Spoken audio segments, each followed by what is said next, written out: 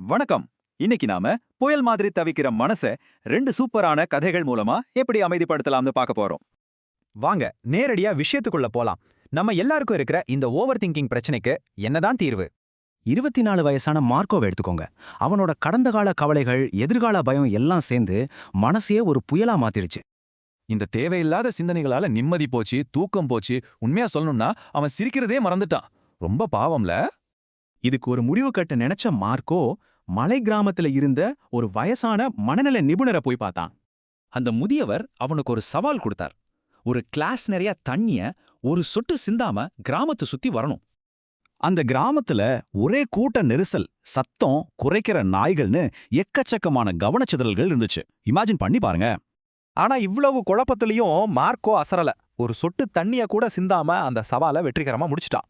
உடனே முதியவரே, தம்பி, நீ வரும்போது நாய்கள் குறைச்சதையோ குழந்தைங்க விளையாண்டதையோ கவனிச்சியா அப்படின்னு ஒரு ட்விஸ்டான கேள்வியை கேட்டார்.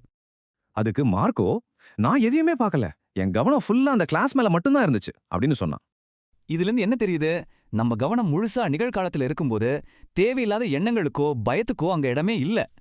சரி, இப்போ நம்ம 2வது கதைக்கு போலாம். சந்தையில தத்துவாசிரியர் திரு ராபர்ட் நடத்தின ஒரு சின்ன எக்ஸ்பெரிமெண்ட் இது. ஒருத்தன் ஒரு பசுவை கஷ்டப்பட்டு இழுத்துட்டு போறத பார்த்தார் ராபர்ட். இதுல யாரு எஜமான், யாரு வேலையாள்னு ஸ்டூடெண்ட்ஸ் கிட்ட கேட்டார். கயிறு மனுஷன் கையில இருக்கு, அதனால அவன் தான் எஜமான் அப்படின்னு ஜேக் சொன்னான். லாஜிக் சரிதான், ஆனா அது தப்பு. ஆசிரியர் கயிற்று அறுத்த உடனே பசு ஓடிடுச்சு, ஆனா மனுஷன்தான் அதை துரத்திட்டு ஓடுனான். அப்போ உண்மையில பிணைக்கப்பட்டது யாரு? இந்த எக்ஸாம்பிள் ரொம்ப ஆழமானதுங்க. அந்த பசு மாதிரி தான் நம்ம மனசுல இருக்கிற நெகட்டிவான எண்ணங்களும் வேலை செய்யுது. கோவம், பொறாம, பயம், ஈகோன்னு எக்கச்சக்கமான மனக்குப்பைகளை நாம டெய்லி பிடிவாதமா இழுத்துக்கே போறோம். இந்த எண்ணங்களை நாம கண்ட்ரோல் பண்றதா ஒரு மாயை இருக்கு. ஆனா உண்மையில அந்த எண்ணங்கள் தான் நம்மள கண்ட்ரோல் பண்ணுது. நாம எதை ரொம்ப இறுக்கி பிடிச்சிருக்கோமோ அதுக்கே நாம அடிமையா மாறிடுவோம். இது 100% உண்மை இல்லையா? அதனால அந்த நெகட்டிவ் எண்ணங்கள் மேல ஆர்வம் காட்டுறதை நிறுத்துங்க, கயிற்று அறுத்து விடுங்க, அந்த எண்ணங்கள் தானா ஓடிடும். சிம்பிளா சொல்லணும்னா, அமைதியாவும் எந்த பாரமும் இல்லாம இருக்கிற மனசுதான் உலகத்திலே ரொம்ப சந்தோஷமான இடம். ஃபைனலா உங்களுக்கான கேள்வி இதுதான்.